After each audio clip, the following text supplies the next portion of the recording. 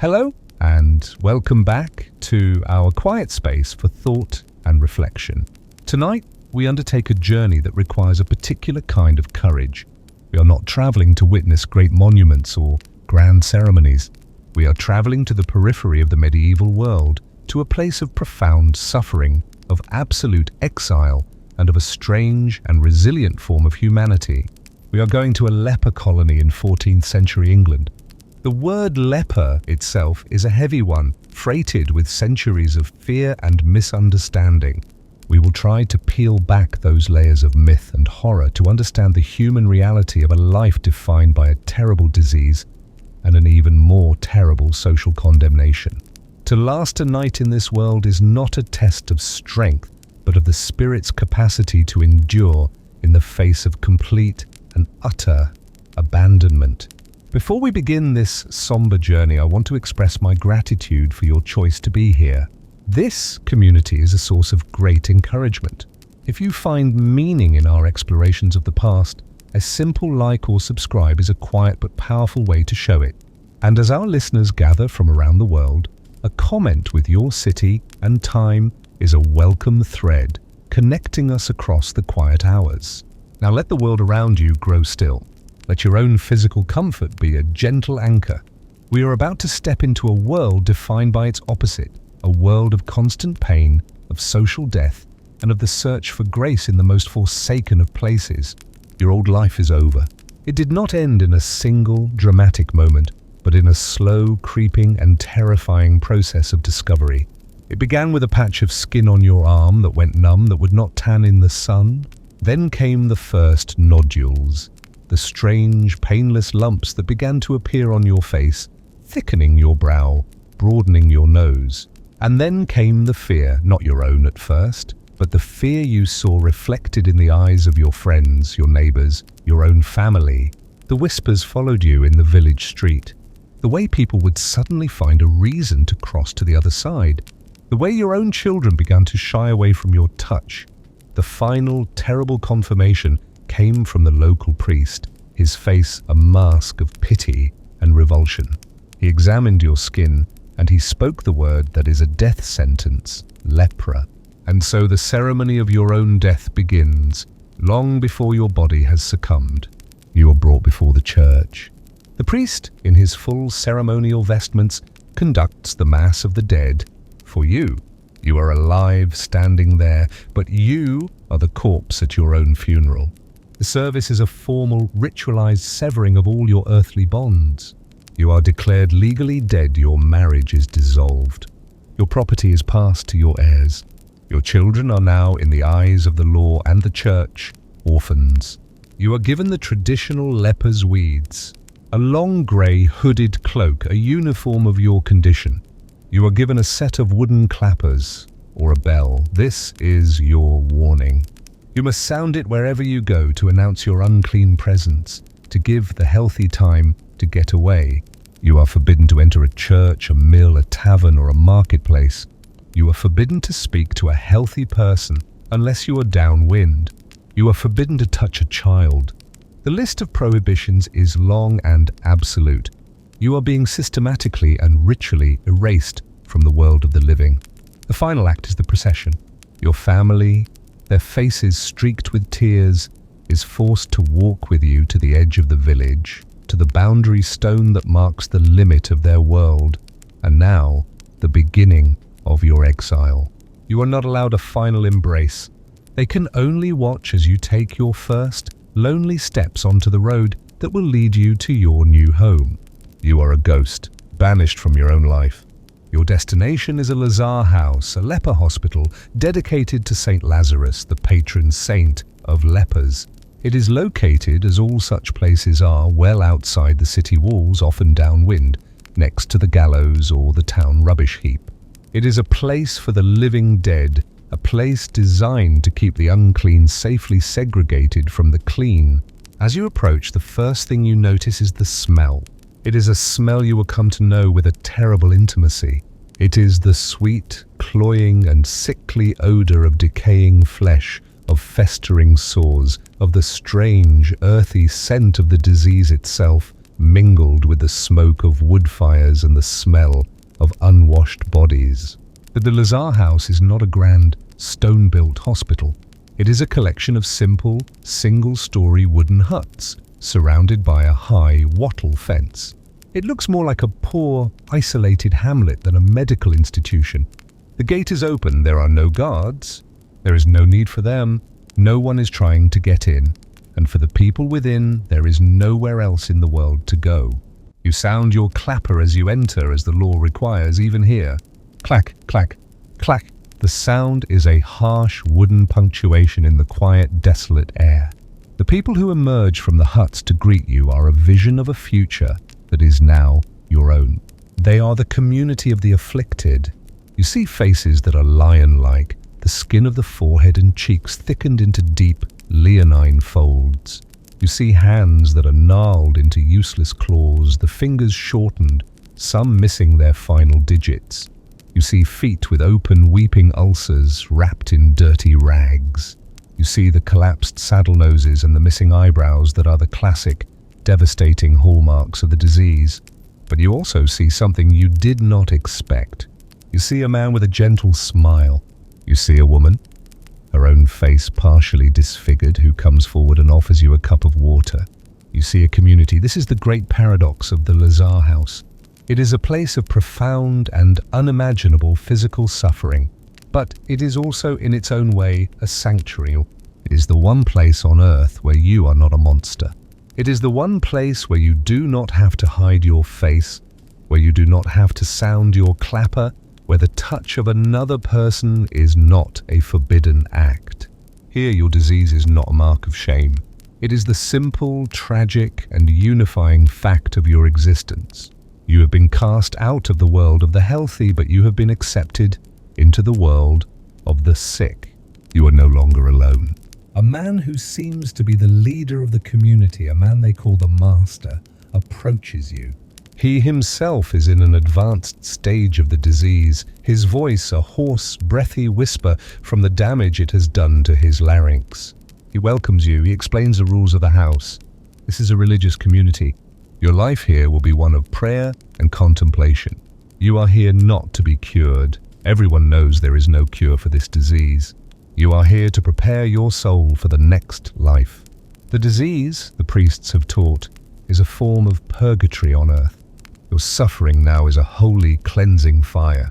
It is a chance to atone for your sins in this life so that you may enter the gates of heaven with a pure and unblemished soul. Your disfigurement is not a curse. It is a strange and terrible form of grace. You are shown to your new home. It is a small, shared space in one of the huts. Your bed is a simple straw pallet on the floor. The other occupants of the room are in various stages of the disease's progression. They are your new family. They will be the ones who will tend to you when you are no longer able to tend to yourself. They will be the ones who will close your eyes when you finally die. The day settles into its rhythm. It is a slow, quiet rhythm dictated by the limitations of the residents' failing bodies. The primary work is twofold: prayer and begging. You are led to the small, simple chapel that stands at the center of the colony. It is the one building that is well maintained. The services here are conducted by a local priest who is brave or foolish enough to minister to the unclean. He stands at a safe distance, his mouth covered with a cloth soaked in vinegar. You and the other inmates chant the psalms. Your voice is a strange, hoarse, and yet deeply moving chorus of the damned and the saved. In the afternoon, the begging procession begins. It is the colony's only source of income. You and a small group of the more able-bodied residents are to walk the roads leading to the city. You take up a position at a crossroads, a place where travelers and pilgrims must pass. You are not allowed to approach them. You must stand at a legally prescribed distance. And you begin the call of the leper. Alms, alms for the love of God. Alms for the poor sick. You sound your clapper, the dry, dead, wooden sound that will be the music of the rest of your life. The people who pass are a study in human nature. Most hurry by, their faces averted, their hands making the sign against evil.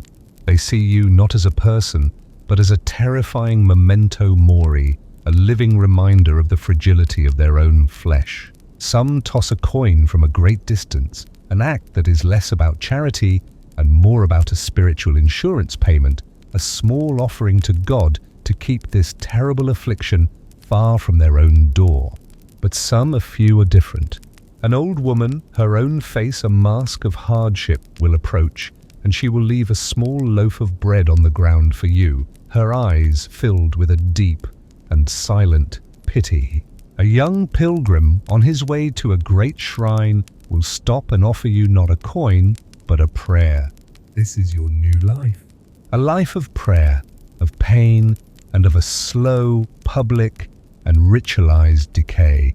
It is a life of absolute dependency on the charity and the fear of the very world that has cast you out. And this is the first and most profound reason you would not last a night. But there is also a deep and profoundly practical sense of community. The strong, or rather the less weak, care for the weak. You see a man whose own hands are gnarled and almost useless, who spends his mornings patiently feeding the warm daily porridge to another man whose disease has blinded him. You see a woman whose own feet are a mass of bandages, who helps to wash the ulcerated legs of an even more afflicted resident. They are all they have. They have been cast out by the world, by their own families. This small, suffering, and often quarrelsome community is their only shield against the final, absolute loneliness of their condition. They are bound together by a shared fate, and in that bond they find a strange and deeply moving form of grace. The economy of the colony is a constant, desperate struggle. The alms you collect on the roadside are rarely enough. The colony has other sources of income, other ways of interacting with the outside world that are a complex mixture of charity and commerce. The colony owns a small plot of land outside its walls, a leper's acre. Here, the most able-bodied of the inmates cultivate a garden, growing vegetables and herbs. But they are not allowed to take their produce to the main market in the city. To do so would be to risk contaminating the healthy, so they have their own special market. A stone cross is erected on the road, and on a certain day of the week they will leave their vegetables at the base of the cross.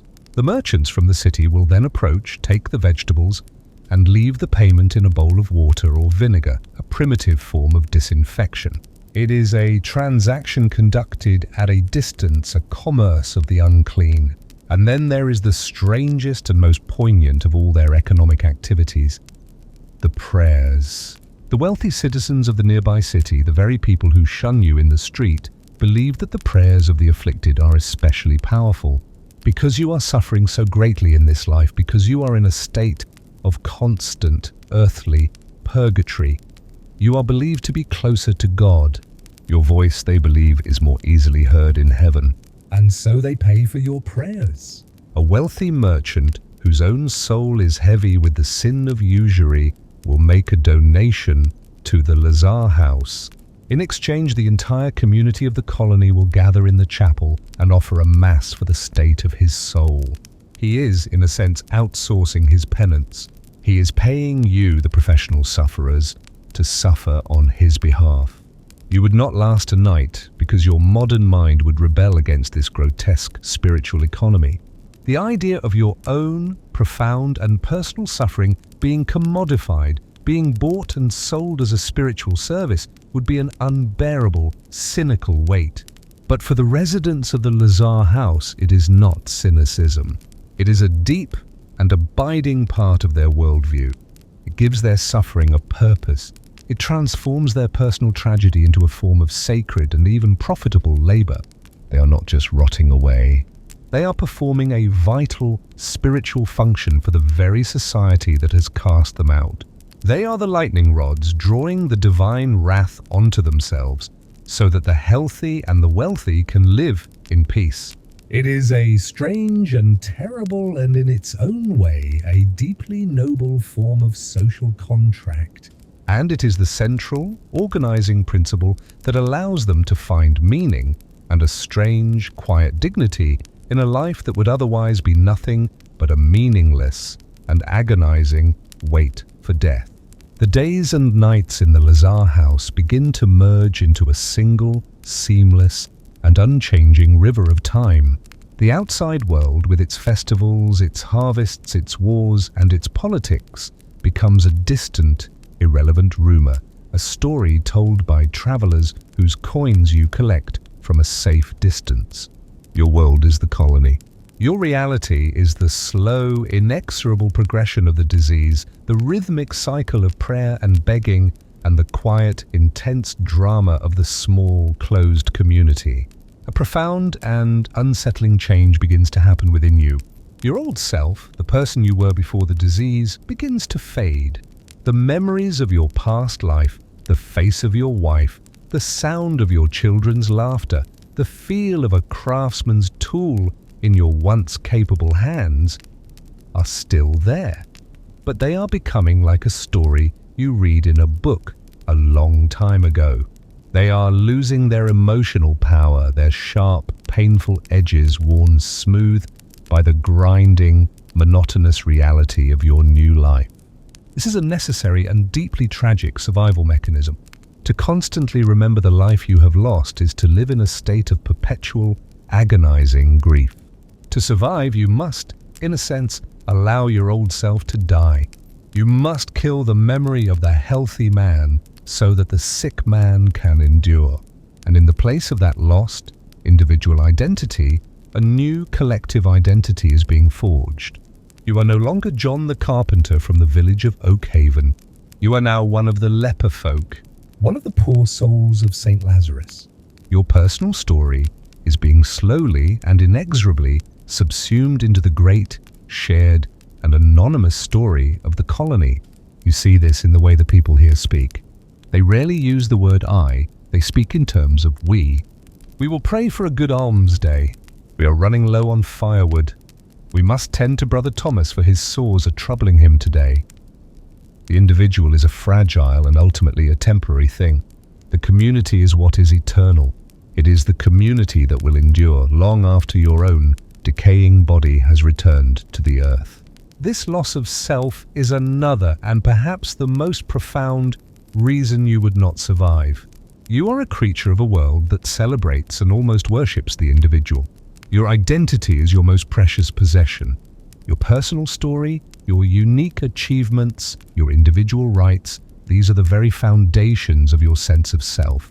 To be asked to let go of that, to dissolve your own precious individuality into a collective of anonymous suffering, would be a form of psychological death that would be for you more terrifying than the physical decay of the disease itself.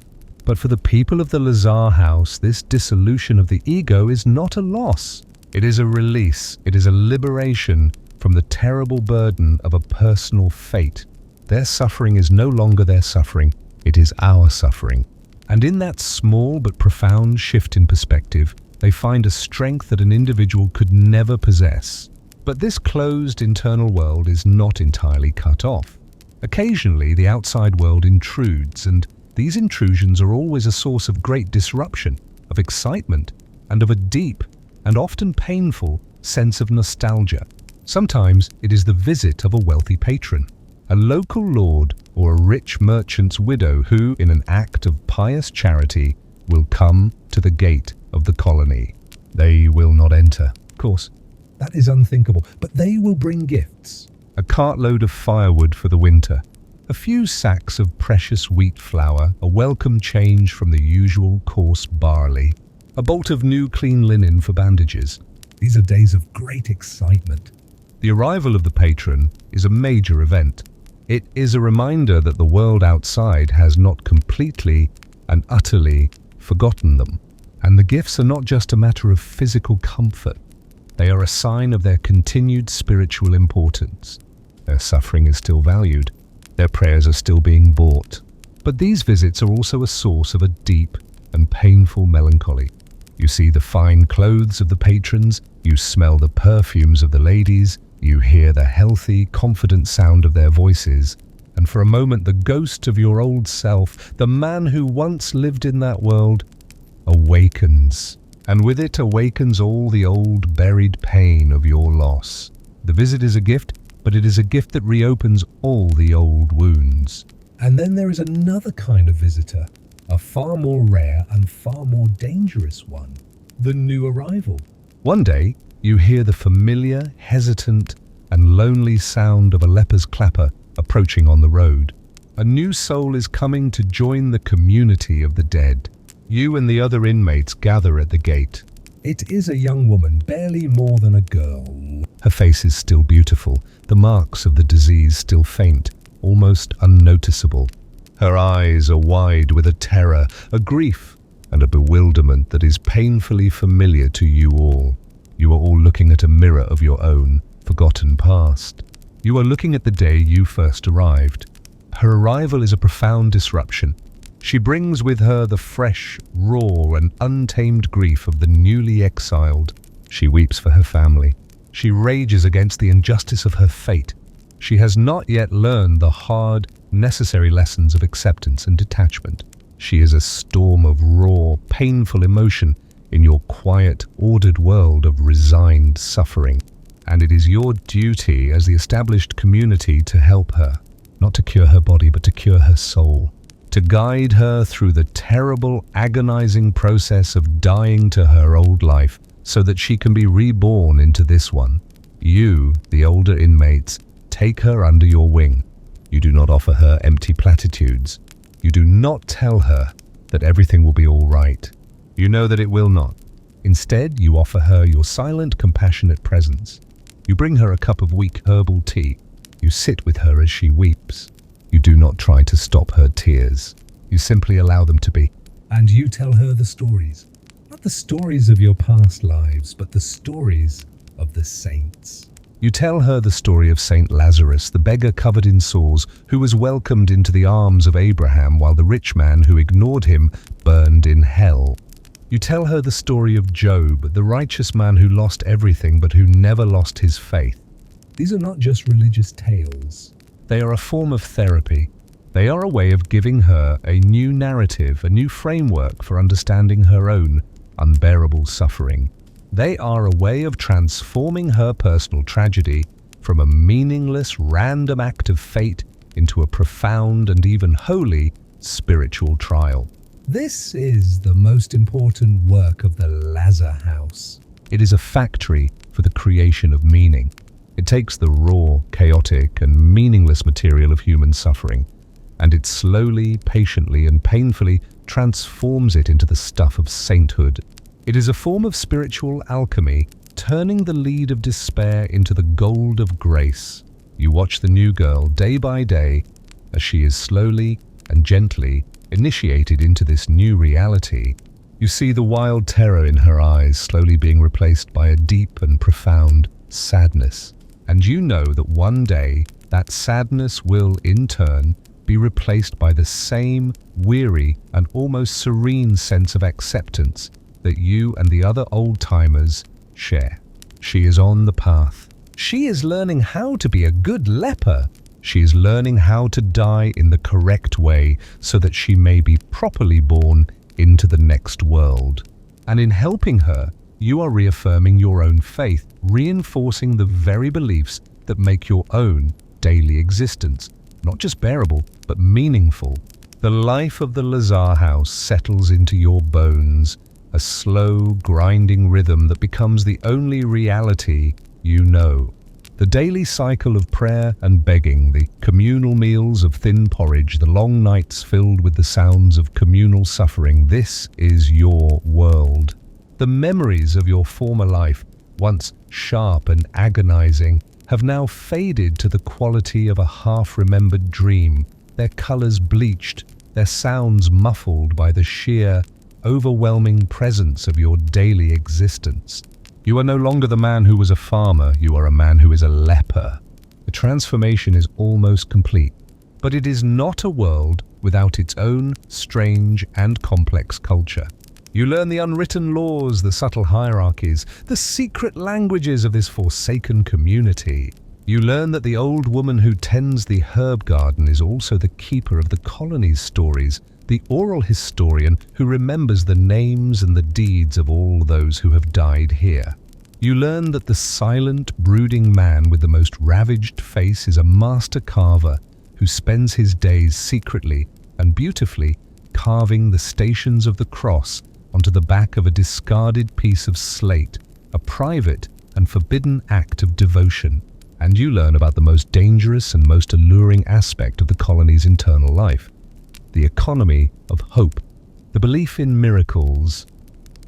Miracles are a constant whispered presence. A story will sweep through the huts of a leper in a distant land who prayed at the shrine of a particular saint and whose sores began to heal. A traveling friar preaching at a safe distance from the gate will tell a tale of a holy relic, a piece of a saint's bone or a fragment of the true cross that has the power to cure the incurable. These stories are a form of currency traded back and forth in the long dark hours of the night. They are a necessary antidote to the overwhelming medical certainty of their hopeless condition. To believe in the possibility of a miracle, however remote, is to have a reason to wake up in the morning. But this belief is also a source of profound danger. It can lead to desperate and often fatal acts. You hear the story of a man years ago who became convinced that the waters of a particular holy well, a week's journey away, could cure him. He broke the rules of the colony. He left without permission on his own secret pilgrimage. He was found a month later, his body starved and frozen in a ditch miles from his goal. He had died not of his leprosy, but of his hope. The priests who minister to you walk a fine and difficult line. They preach the ultimate miracle of the resurrection and the life to come. But they also preach the necessity of acceptance, the spiritual virtue of enduring your earthly suffering. They must offer the great celestial hope of heaven while gently discouraging the smaller, more dangerous, and more immediate hope of a physical cure in this life. You, with the ghost of your 21st century mind, are caught in a painful paradox. With a cold scientific certainty that their disease is caused by a bacterium, that it is, in your time, completely curable with a simple course of antibiotics. You know that there are no miracles, that the holy relics are just old bones, that the stories are just stories. This knowledge is a terrible, isolating burden. You are a man without faith, living in a world where faith is the only thing that makes survival possible. You must perform your belief, you must chant the prayers and listen to the stories, all while the rational part of your mind screams that it is all a beautiful and necessary lie. The greatest source of both hope and danger is the outside world, the world of the healthy. Any interaction with that world is a high-stakes gamble. One day, a herald from the local lord arrives at the gate. The lord's wife has given birth to a healthy son, and in an act of thanksgiving and public piety, he has decreed that a great feast will be held for the poor of the district. And this, in a rare and shocking act of inclusion, includes the poor souls of St. Lazarus. A great cart arrives laden with food, not the usual scraps and leftovers, but a genuine feast. There are whole roasted chickens. There are loaves of soft, white, wheaten bread. There is a cask of strong, sweet ale. It is a bounty so vast and so luxurious that you and the other inmates can only stare at it in stunned, disbelieving silence. The feast is a moment of pure, unadulterated joy. For one afternoon you are not lepers. You are simply people, eating good food, drinking strong ale, the sounds of laughter and conversation replacing the usual quiet litany of suffering. You see men and women who have not truly smiled in years, their faces, however ravaged by the disease, now illuminated with a simple, human happiness. But this sudden, unaccustomed bounty has its own dangers. The bodies of the inmates, accustomed to a near-starvation diet, are shocked by the richness of the food. That night, the huts are filled with the sounds of groaning, of sickness, of men and women whose stomachs are in violent revolt. The gift of the Lord's generosity is also a painful, physical reminder of how far they have fallen, of how alien the simple pleasures of a normal life have become to their broken bodies. And the feast has a psychological aftermath as well. The brief, intoxicating taste of abundance makes the return to the daily reality of the thin, watery porridge even more bitter, more difficult to endure. The memory of the sweet, strong ale makes the sour, weak beer of the colony taste like vinegar. The Lord's feast was an act of kindness, but it was a cruel kindness, a fleeting dream that only serves to make the waking reality of their world seem even more bleak and hopeless. It is in the wake of this feast, in the depths of this collective, post-celebratory depression, that you have your own personal and terrifying encounter with the outside world. You are part of the begging procession, standing at your usual lonely post at the crossroads. A knight, a man of high status, his armor gleaming, his horse, a magnificent, powerful beast, rides up. He's not a local man. You can tell by his bearing, by the sigil on his shield. He is traveling, perhaps on his way to court or to a tournament. He stops before you. He does not toss a coin. He dismounts. This, in itself, is a shocking and terrifying breach of all protocol. A healthy man, a nobleman, does not willingly come close to the unclean. He looks at you. His gaze is not one of pity or of revulsion.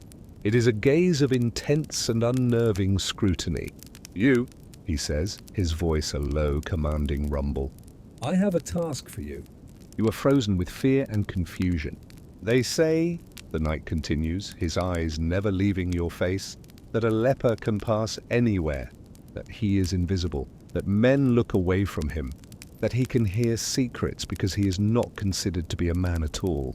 He reaches into a pouch at his belt and pulls out a coin. It is not a silver penny. It is a gold noble, a fortune, an amount of money that could feed the entire colony for a year. He holds it out to you. I have an enemy, the knight says. Rival baron whose lands I covet. He is staying at the priory in the city. I need to know his plans. I need to know who he meets with. I need you to go there. To be a beggar at his gate, to listen, to watch, and to tell me what you have learned. You are being recruited as a spy. Your entire being screams in protest. To enter the city again, to deliberately place yourself in that kind of jeopardy, is a suicidal act.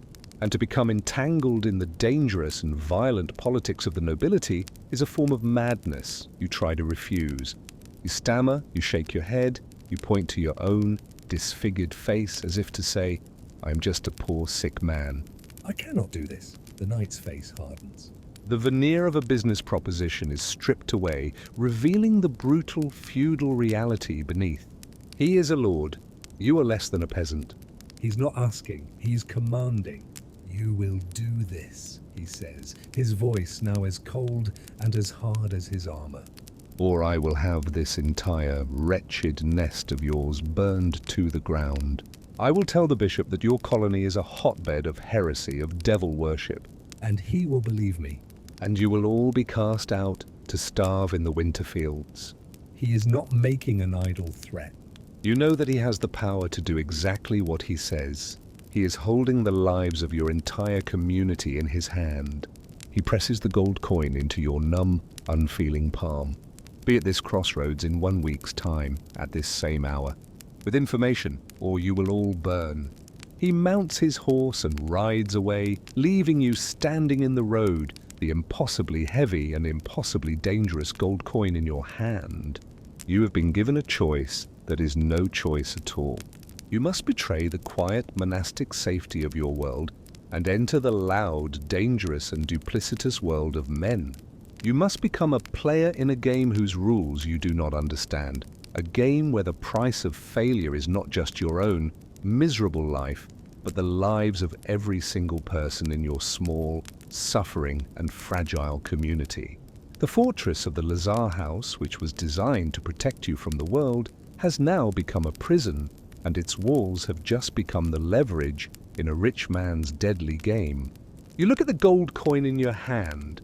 It is a thing of beauty, a symbol of a wealth you can barely comprehend.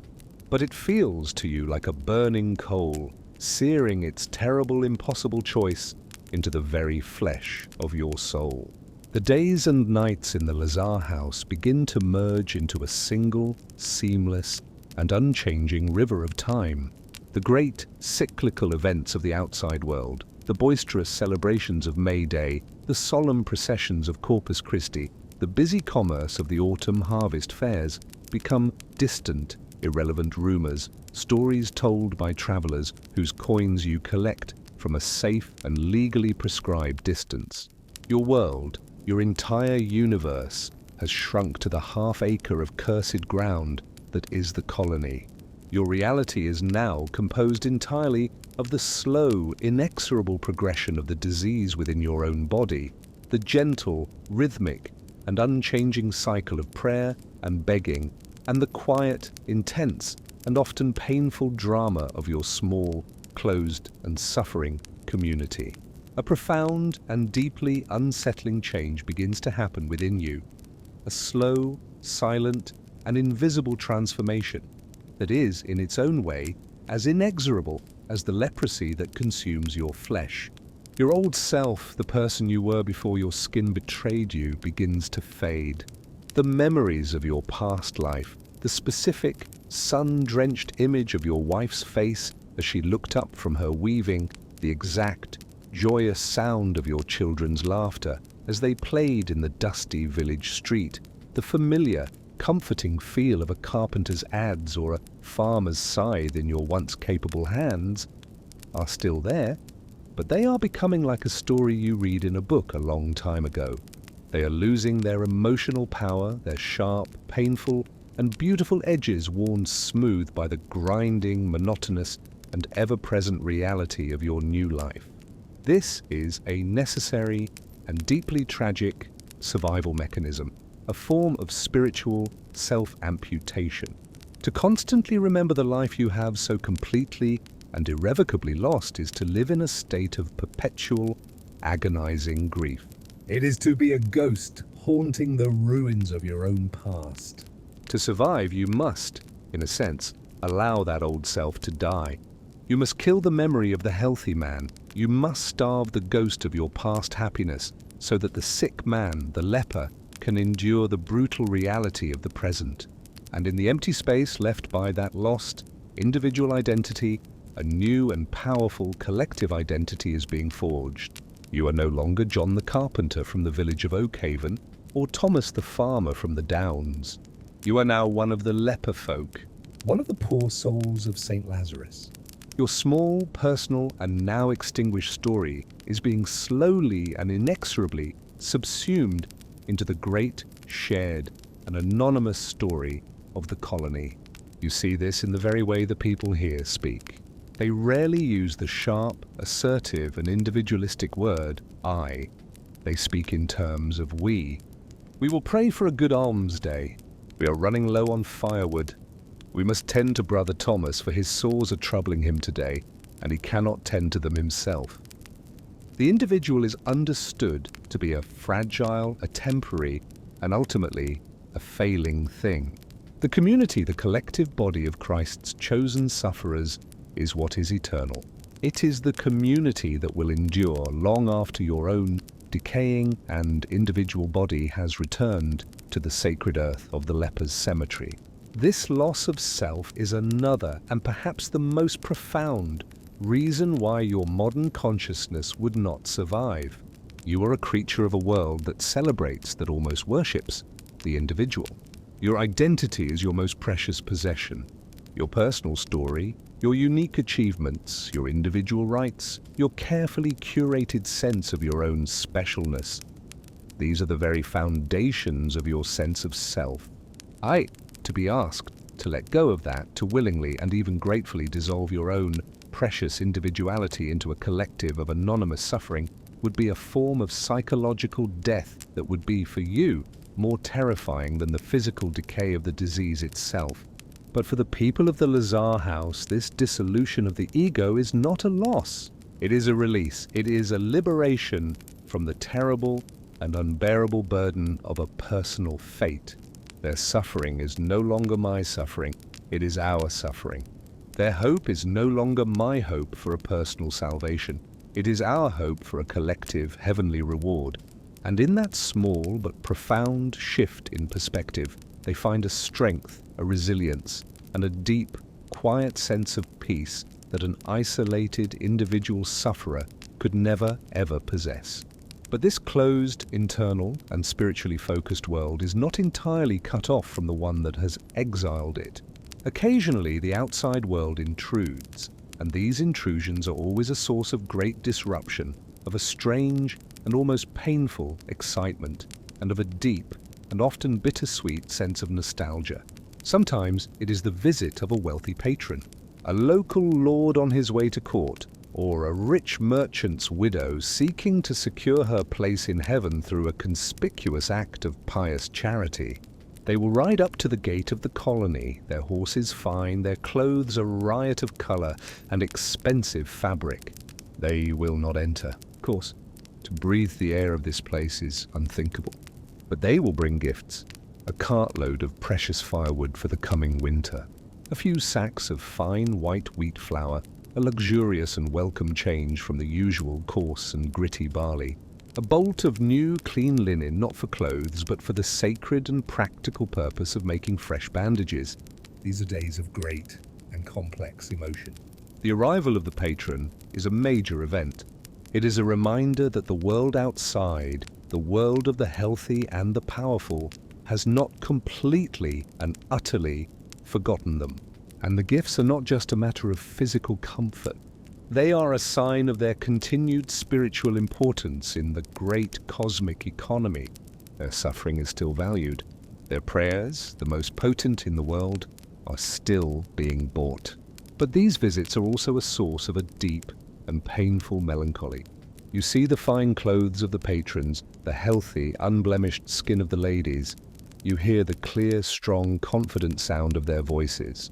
And for a moment, the ghost of your old self, the man who once lived in that world, the man who once had a healthy body and a place in the community, awakens from its deep, buried slumber. And with it awakens all the old and carefully suppressed pain of your loss. The visit is a gift, but it is a gift that for a few painful hours reopens all the old wounds. You are reminded not just of what you are, but of everything you once were. And then there is another kind of visitor. A far more rare, a far more intimate, and in many ways a far more dangerous one. The new arrival, one day you hear it. The sound that every inmate dreads and remembers with a chilling clarity. The hesitant, lonely, and ashamed sound of a leper's clapper approaching on the road. A new soul is coming to join the community of the living dead. You and the other inmates gather not at the gate, but at a respectful distance to witness the arrival. It is a young woman, barely more than a girl, her face still beautiful, the telltale lion-like nodules of the disease still faint, almost unnoticeable to an untrained eye. Her eyes are wide with a terror, a grief, a shame, and a profound and bewildered sense of injustice that is painfully familiar to you all. You are all looking at a mirror of your own forgotten past. You are all, in that moment, remembering the terrible, lonely day you first arrived. Her arrival is a profound disruption to the fragile peace of the colony. She brings with her the fresh, raw, and untamed grief of the newly exiled. She weeps, not quietly, but with great, racking sobs for the family she will never see again. She rages against the injustice of her fate, against the God who has allowed this to happen to her. She has not yet learned the hard, necessary, and soul-crushing lessons of acceptance and detachment.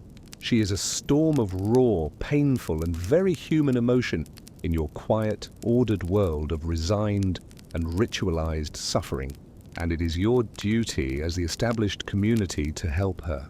Not to cure her body, for that is impossible, but to cure her soul, to guide her gently and patiently through the terrible, agonizing, and necessary process of dying to her old life, so that she can be reborn into the strange and terrible grace of this one.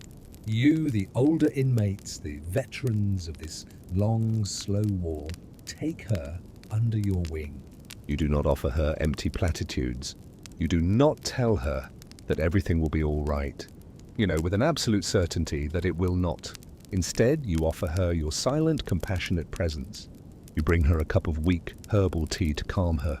You sit with her in the dusty chapel as she weeps. You do not try to stop her tears. You simply allow them to be a necessary and cleansing flood. And then you begin to tell her the stories. Not the stories of your own lost past lives. To do so would be to feed her grief, to affirm her sense of loss. You tell her the stories that have given your own suffering meaning.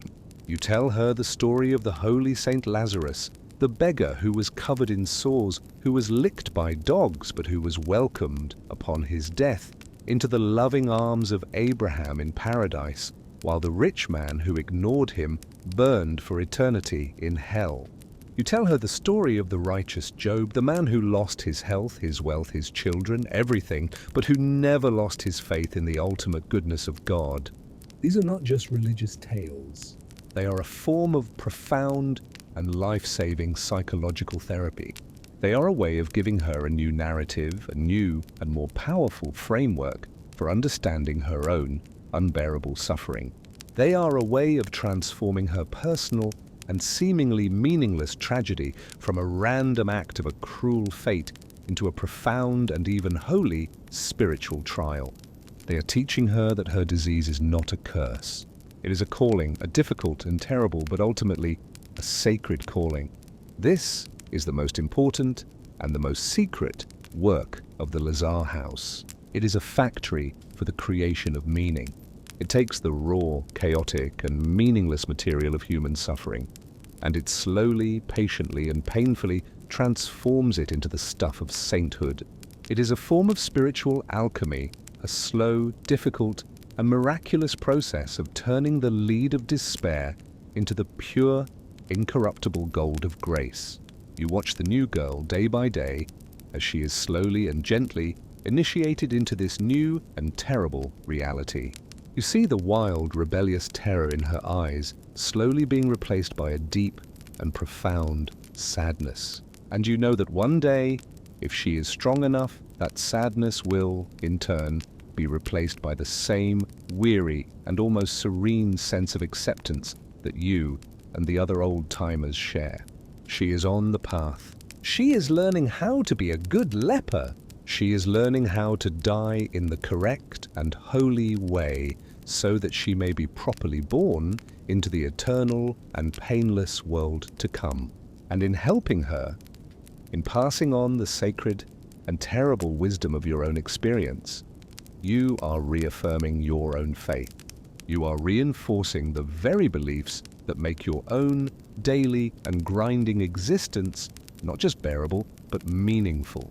The seasons turn, and the brief, gentle, and melancholic beauty of autumn gives way to the long, brutal, and unforgiving siege of winter. For the healthy world outside, beyond your fence, winter is a time of rest, of drawing inwards, of huddling by the fire in the great hall, of feasting on the preserved harvest and the salted meat from the autumn slaughter. For the Lazar House, it is the season of the wolf. It is the time when the cold, the hunger, and the disease conspire to harvest the weakest members of your flock. The cold is a merciless and ever-present enemy. The thin wattle and daub walls of your huts, patched with mud and moss, are a poor defense against the biting, damp winds that sweep across the frozen fields.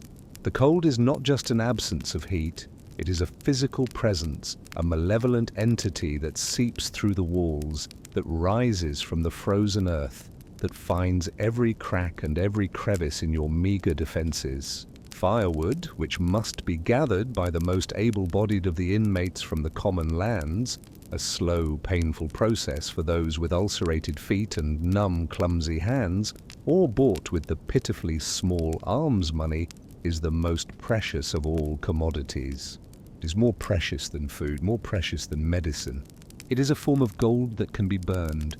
The central hearth fire in the common house is kept alive, a sacred 24-hour vigil, but it is a sullen, smoky, and grudging thing. It is fed not with great, roaring logs, but with a carefully rationed diet of twigs, of peat, of dried animal dung. It offers a psychological comfort that is far greater than its physical warmth. You and the other inmates spend your days huddled together near it, a great, silent, shifting mass of grey-cloaked bodies, sharing your collective and woefully insufficient warmth. The air is thick with the smell of wood smoke, of damp wool, and of the ever-present sickly sweet scent of the disease. The cold is an antagonist to your failing bodies. The ulcerated feet, which are a manageable pain in the summer, now become a source of constant throbbing agony in the damp chill. The lungs of those with the deeper laryngeal form of the disease, like the master of the house, begin to fill with fluid, and their coughing becomes a constant, wet, and ominous percussion section in the quiet, sad symphony of the huts. The numbness in your own hands and feet becomes a more profound and dangerous liability. You can no longer feel the difference between the cold ground and the frozen mud, and the risk of frostbite, of a damage you cannot even feel happening, is a constant, nagging fear. And the hunger, which in the other seasons is a dull, familiar ache, now becomes a sharp-toothed, ravenous wolf. The alms from travelers on the road, your primary source of income, dwindle to almost nothing. The roads are often impassable with snow and mud, and those who do travel are grim-faced and tight-fisted, with little charity to spare for the frozen grey ghosts at the roadside.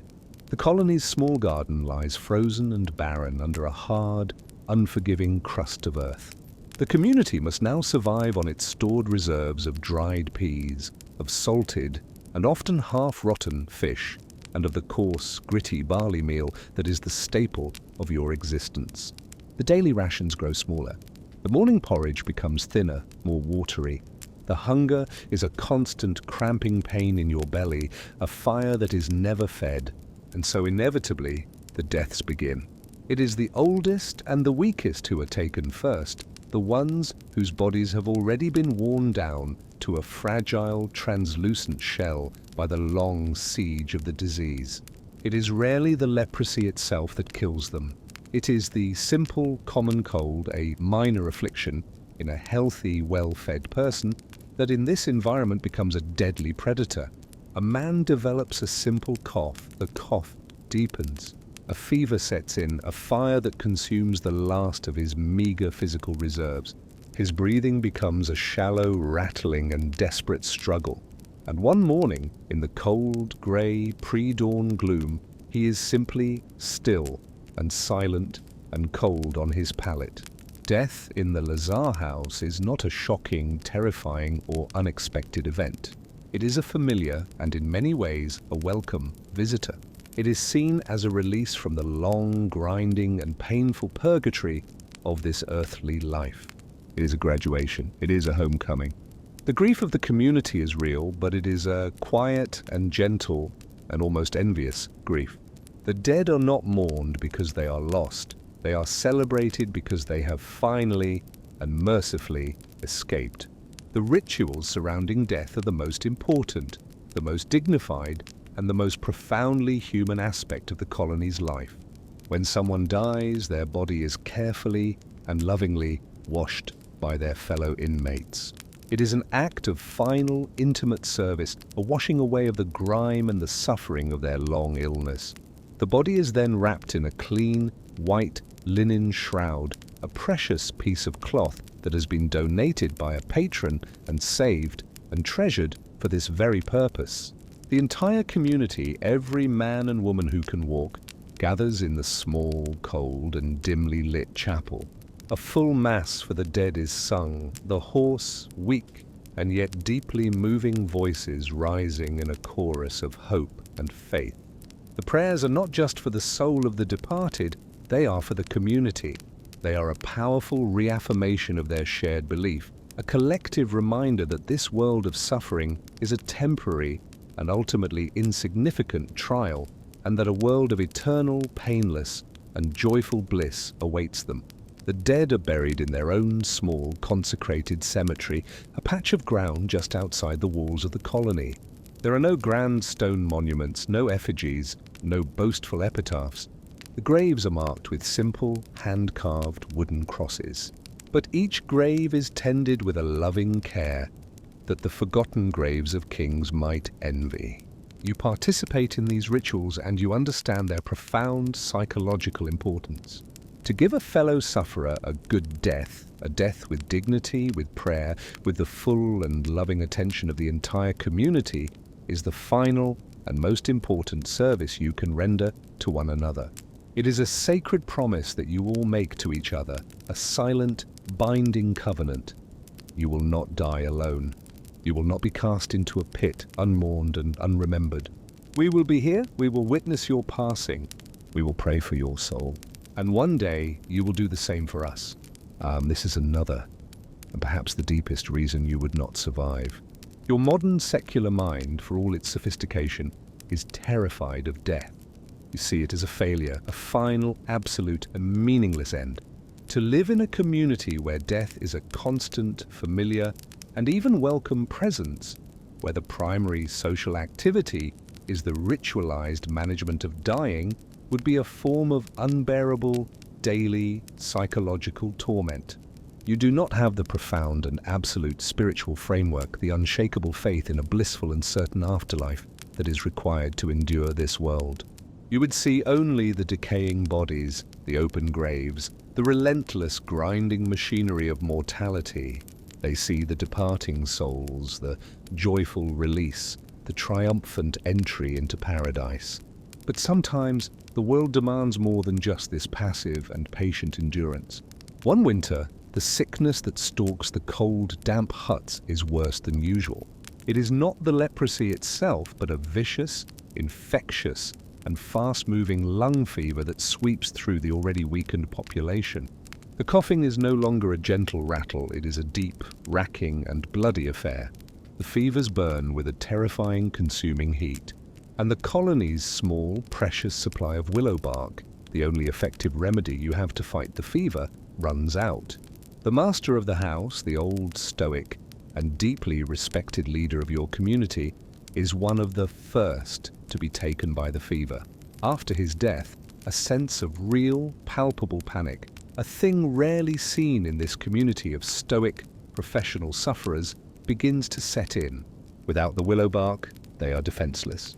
They are simply waiting their turn to die, and the nearest place to find it in any quantity is a small, protected, and well-known grove of willow trees, a full day's journey away, on the other side of the nearby city.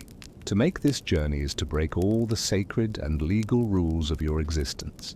It means traveling alone through the world of the healthy, a long and dangerous journey for anyone but a suicidal one for a known leper.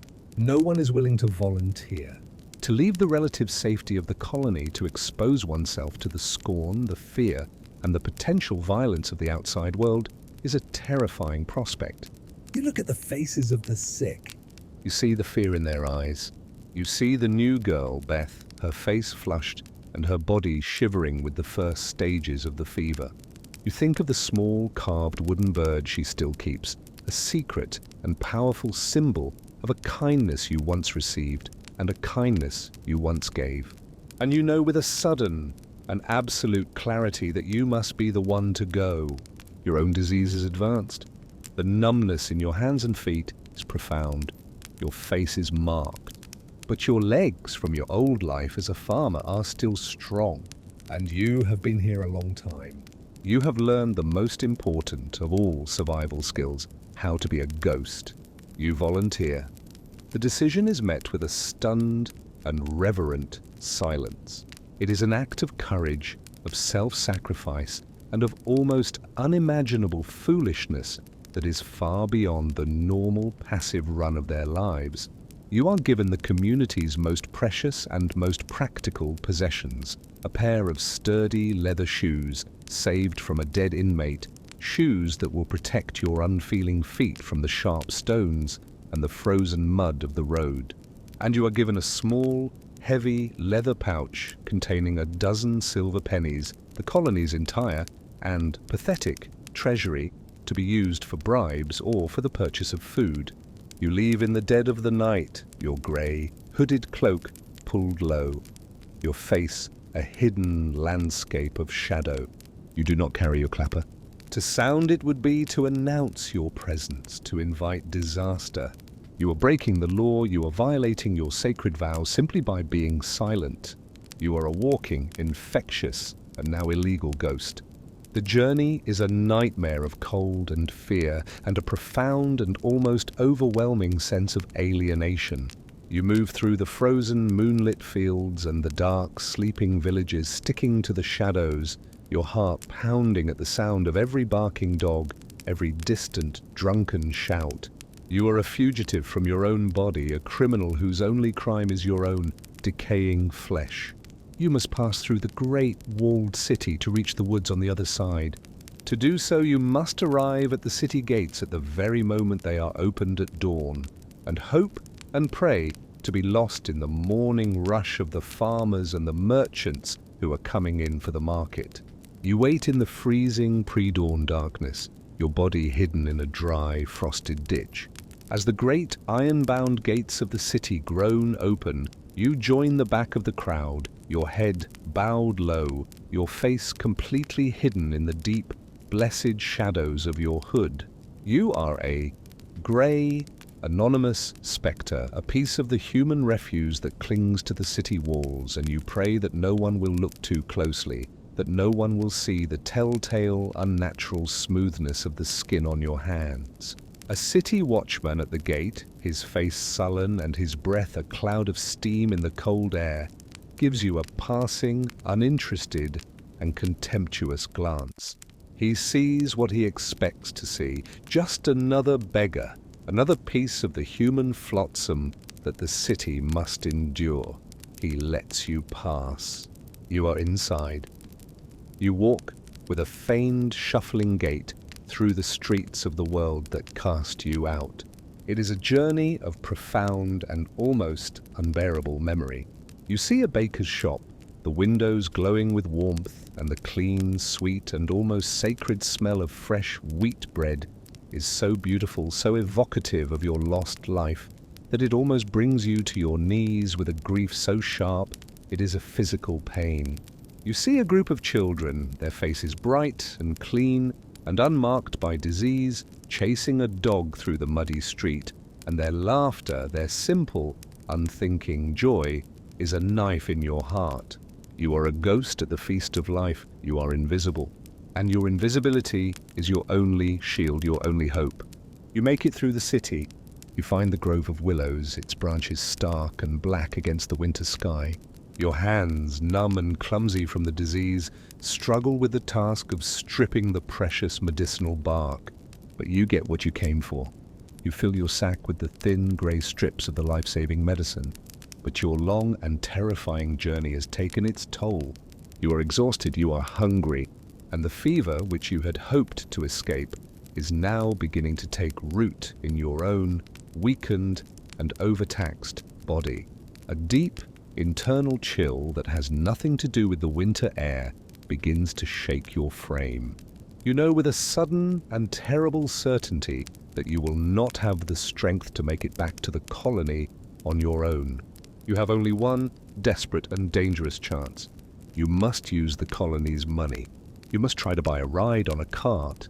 You find a carter, a rough, hard-faced man, who is leaving the city, his cart half empty. You approach him, keeping your face in shadow, the sack of willow bark held out as if you are a humble herbalist monk. You offer him a single precious silver penny, a generous sum, to let you ride in the back of his cart, to take you just a few miles down the road. He looks at you, his eyes narrowed with a shrewd and deeply cynical suspicion. He sees your grey, hooded cloak, the legally mandated and universally recognized uniform of the leper. He sees the strange, unnatural smoothness of the skin on your unfeeling hands. And he knows what you are. His face does not contort with pity or even with fear. It contorts with a look of pure and triumphant, avaricious greed. He knows that you are desperate. He knows that you are a leper, illegally inside the city walls, and that you have no recourse to the law, to justice, to any form of appeal. He has all the power. 10 pennies, he says, his voice a low, vicious and triumphant rasp. 10 pennies, or I call the watch and have you whipped and branded and thrown in the clink until you rot. It is the colony's entire fortune. It is the money for a month's worth of firewood, of salt, of bread. It is the price of their survival. And now it is the price of your own. You look at the sack of willow bark in your hand. You think of Beth, of her small, feverish face. You think of the other men and women huddled in the cold, dark huts, waiting for you, waiting for this medicine, their lives depending on your success. And you make the only choice a human being can make. You give him the purse. He empties it with a grubby, triumphant hand into his own. He jerks his head towards the back of the cart. You crawl into the cart, your body burning with the fever that is now consuming you, your heart a cold, dead stone of despair. You have the medicine, but you have beggared your people to get it. You have traded their entire future for their immediate present. It is a terrible, impossible, and utterly human choice, the kind of choice that this world forces every single day upon its most vulnerable.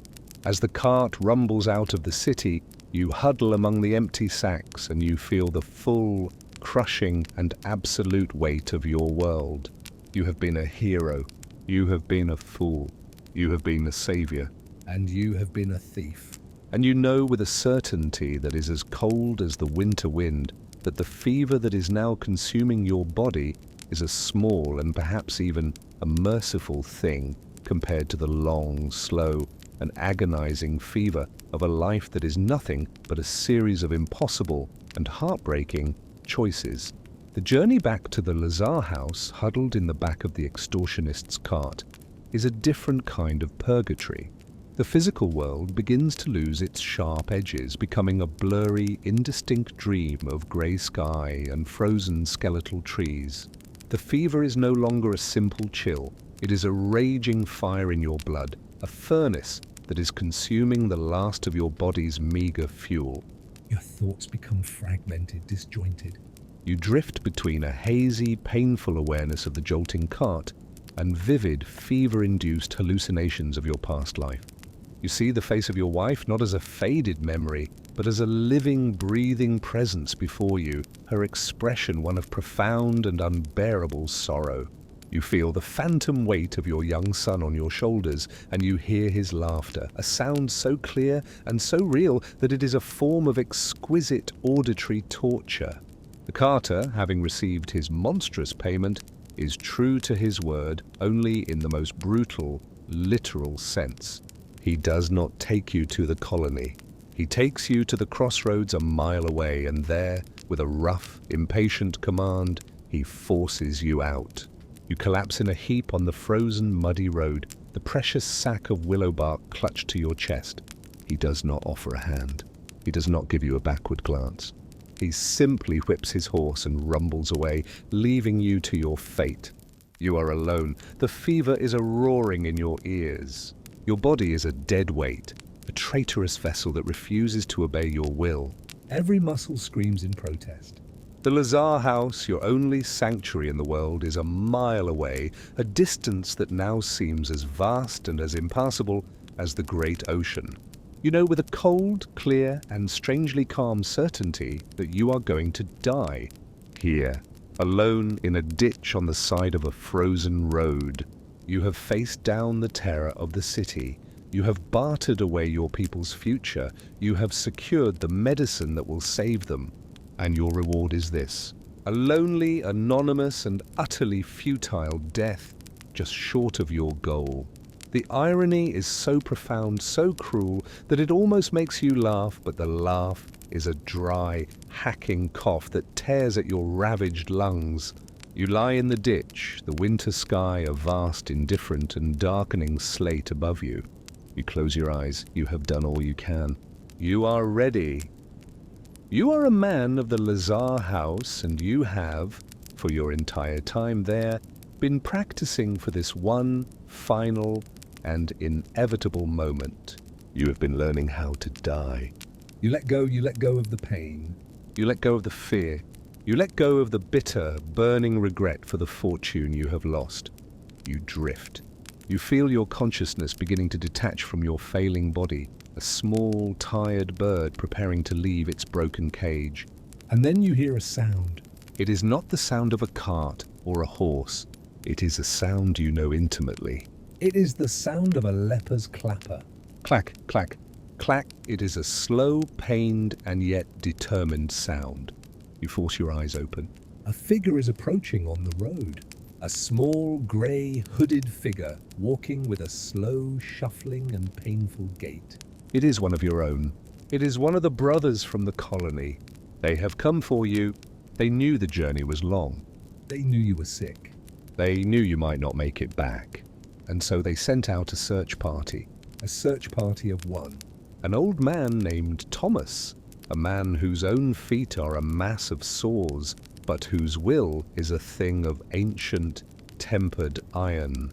He has been walking the road back and forth since midday, his clapper a lonely, hopeful beacon in the winter gloom, searching for you. He reaches you, he kneels beside you in the frozen mud. He does not speak, words are unnecessary. He sees the state you are in. He sees the sack of willow bark clutched in your hand. He understands everything. He takes the sack from you, securing it to his own belt. It is the prize, it must be brought home. Then, with a strength that seems impossible for his frail, diseased body, he puts his arms under your shoulders and he begins to drag you. The final mile of the journey is a slow, agonizing and profoundly beautiful epic of human endurance. It is the story of two broken, dying men cast out by the world who are refusing to surrender. It is the story of a community that will not abandon its own. Thomas drags you a few feet at a time. He stops, his breath a ragged, painful gasp, and then he begins again. You are a dead weight, drifting in and out of consciousness, but you are aware of his monumental effort, of his grunts of pain, of the sheer, stubborn and loving force of his will. You arrive at the gate of the Lazar house not as a triumphant hero, but as a piece of human wreckage dragged home by another. The other inmates pour out of the huts. They see the sack of willow bark, and a great collective sigh of relief, of hope, of gratitude goes through them. The medicine is here, they are saved. And then they see you, and their relief is tempered by a deep and solemn sorrow. They see the price that has been paid. They carry you into the common house. They lay you by the fire, the place of honor. They do not have the purse of silver to repay you with.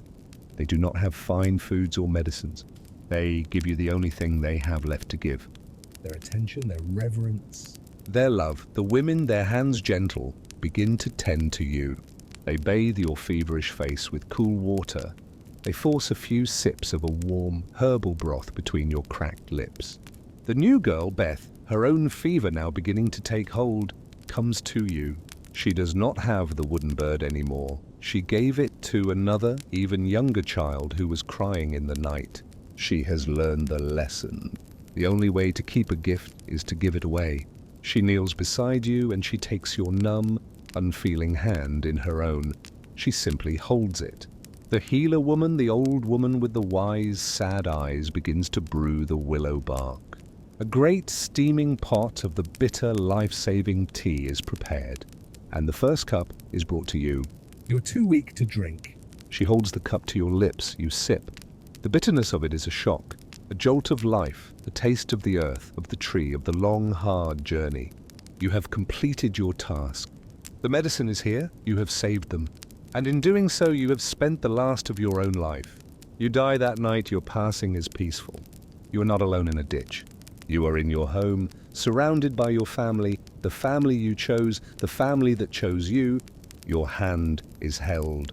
The sound you hear is not the howl of the winter wind, but the soft, gentle, and rhythmic sound of your people, chanting the prayers for the dying. It is a good death. A hero's death, a saint's death.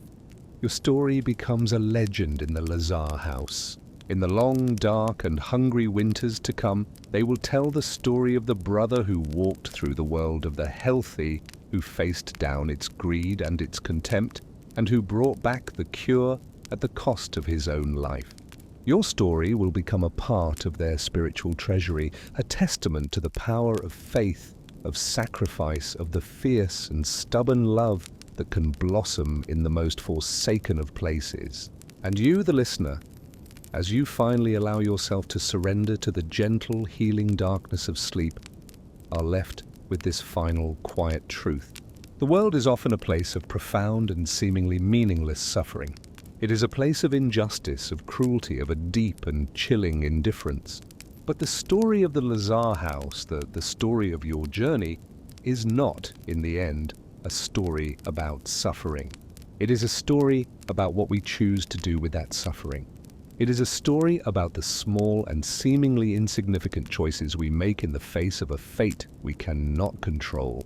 The choice to share a piece of bread, the choice to sit in silence with someone who is grieving, the choice to hold a dying man's hand, the choice to walk out into the cold, dangerous darkness to bring back a sliver of hope for the people you have come to call your own. These are the choices that define us. These are the small, fragile, and yet incredibly powerful acts of grace that push back against the darkness. They are the tiny, flickering flames that, when brought together, create a light that is strong enough to illuminate the longest and the coldest and the darkest of nights. The journey is over, the suffering has ended, and all that is left is the deep and abiding peace of a life, however broken, that was lived and given in the service of love. Sleep now, sleep well.